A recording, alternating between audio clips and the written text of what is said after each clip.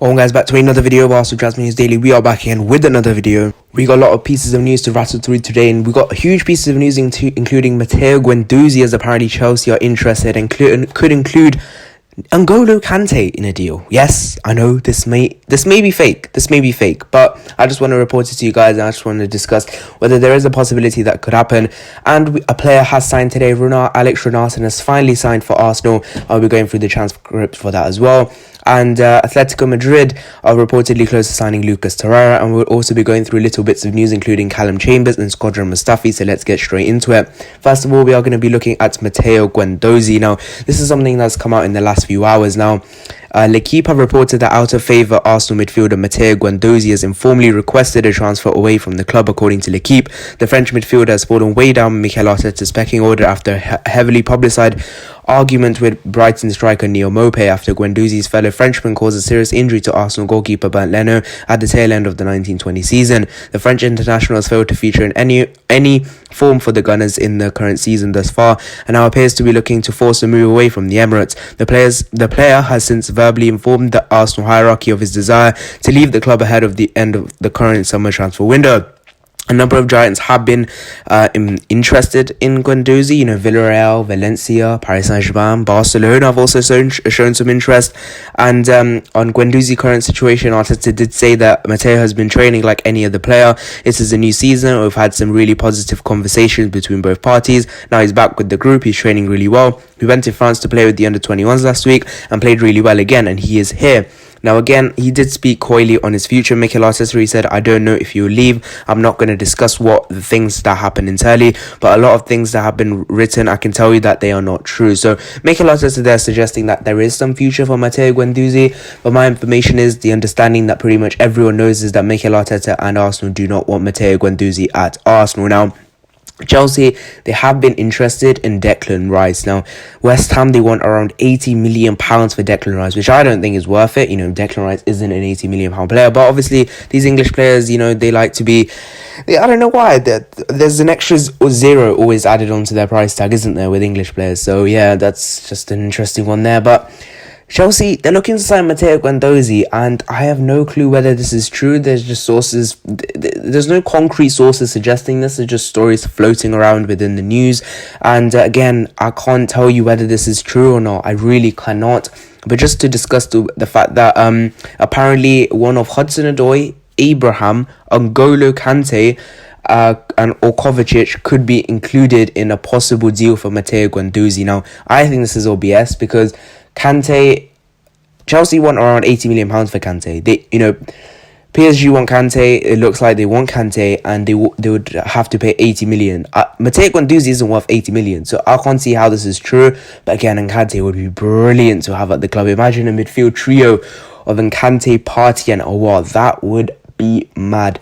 But again, I would love Kante to be at the club, but is this story true? I have no clue whether this story is true, but I do know that Guendouzi is probably going to leave the club this summer. I don't know how he'll leave, whether he'll be a loan with an obligation or option to buy. How will it be? I'm not too sure. I think there's a good possibility he may end up staying as well, but again, I can't speak for it. And yeah, that's as much as I can say for now. Next bit of news is on Lucas Torreira, because apparently Atletico Madrid are very close to signing the player.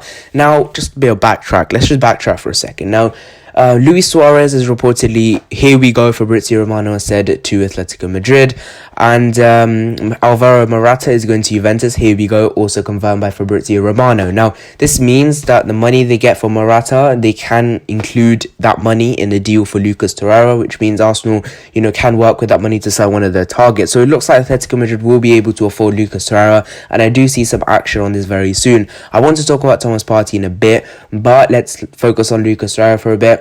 Again, what my understanding is that Atletico Madrid want Lucas Torreira.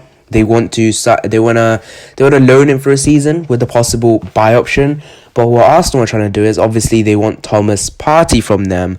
Now, what Arsenal are trying to do is, if you want Lucas Torreira, you can offer Partey. That means, you don't have to pay us anything. You just give us Partey and we'll add up the difference. We'll add up Emi Martinez's money, for example. And that is a deal Arsenal really want to try and do. Now, Sebastian Giovinelli is a report from Uruguay or Italy, one of the two. Tier 1 source for journalism has reported that this is very close. Now, to what context is this, close? A party deal, a loan deal with an option to buy? I'm not too sure.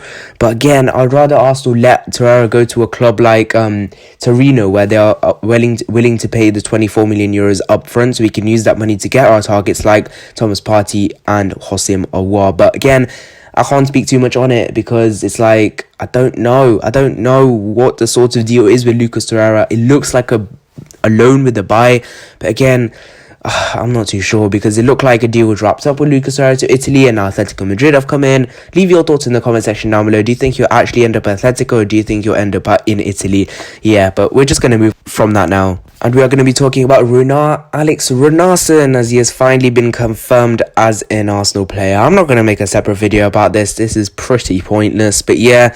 Alex Renarson, I will flash through some photos of this geezer, and I'm going to just have a quick look what Arsenal have had to say. Goalkeeper Alex Renarson has joined us on a 4-year contract from French club Dijon. The 25-year-old Iceland international, full name Renard Alex Renarson, joined the Liga side in July 2018 and made 13 appearances for them in all competitions last season. Alex started his career with KR Reykjavik in his home country. He then went on to join FC Nordsjælland in Denmark, where he made 62 appearances during a 3-year spell. This is where he actually worked with Inaki Kanya. It doesn't say this in here, but I know it was in Nordsjælland. And then he moved on to Dijon. Technical director Edu says, "We're very pleased to welcome Alex to our squad. We've been monitoring for him for some time, and from the analysis, he has some strong attributes that we look for in a goalkeeper and as a person." Mikel Arteta added, "We want to create healthy competition for places, and we want to look forward to seeing Alex bring further depth to the goalkeeping position."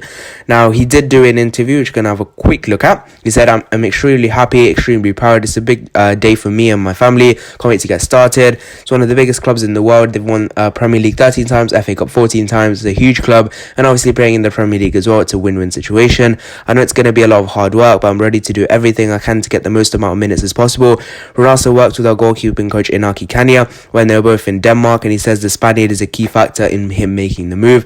He said, "Our relationship since we got to know each other 4 years ago has always been very good." He said, "We've always been in contact even though I was playing in France and he was coaching here in England. The fact is that he is here. He is very important for me, and that I know somebody here, and I know that he knows my qualities and what I need to improve and what I can bring to the club. I think will be a very good match for the second time in my career." So in Renard Alex Renarson has joined Arsenal officially. Now, I did talk about this for a few days. I've known this is done. We have signed him for around 2 million euros, this is believed to be, from Dijon, so we haven't spent a lot of money on this guy, and to be fair, he's just okay, isn't he?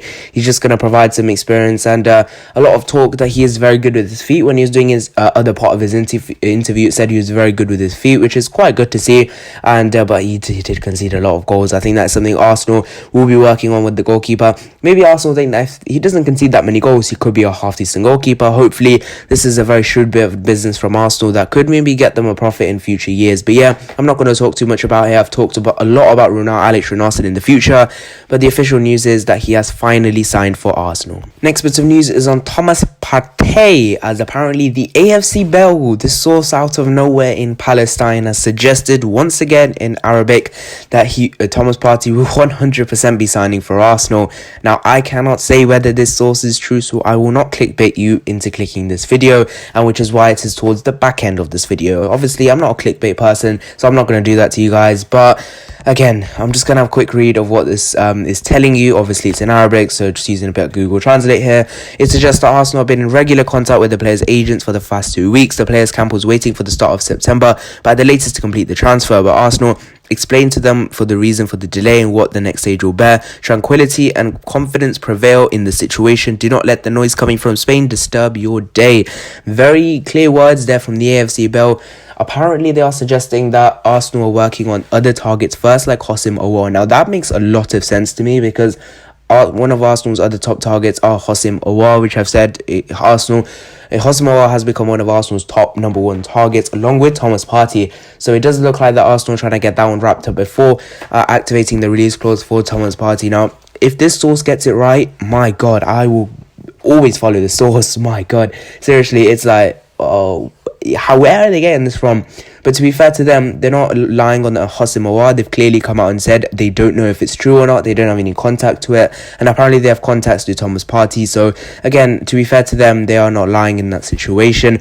But they are saying that Arsenal are going to focus on HJ90 and then come on to Thomas Partey. But again, time will tell what will happen in that situation. Last little 2 bits of news I just want to touch on. First of all, we are going to be looking at Squadron Mustafi. Now, a lot of reports coming out earlier today that was suggesting that Lazio intermediaries were in London today to try and finalise an £11 million deal to sign Squadron Mustafi to Lazio from Arsenal. Now, this is music to my ears because we really need to get rid of some of these centre-backs, and we are going to be looking at Callum Chambers as well. But first of all, Squadron Mustafi, and I'm very, very happy with this one. I think he's a player we really need to let go this summer, and you know, £11 million for such a player, again, it's a huge loss on what we signed him for. But again, he has given us 4 years of service now, so I think fair enough to him. We have to let him go. We have to use that money to invest it in other players we need to.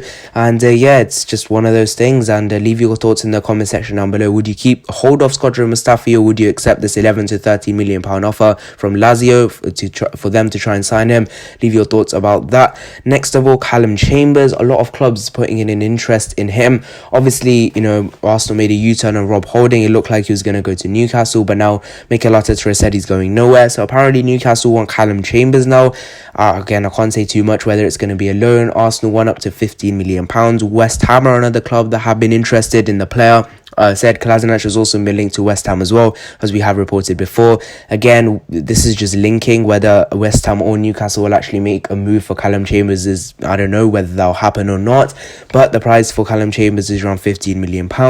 And also on Socrates, again, with Socrates, it's only going to happen most likely if Napoli do end up getting rid of Kalidou Koulibaly to Manchester City. They want to replace him with Socrates. Quite baffling, because they are going to get rid of Koulibaly for around 60-70 million, and they're going to sign Socrates for 5-6 million. So it's quite surprising they're actually doing that.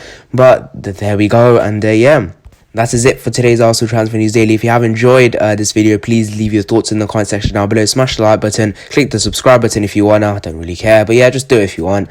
Do whatever takes your fancy, and see you guys in the next one. Bye bye. You.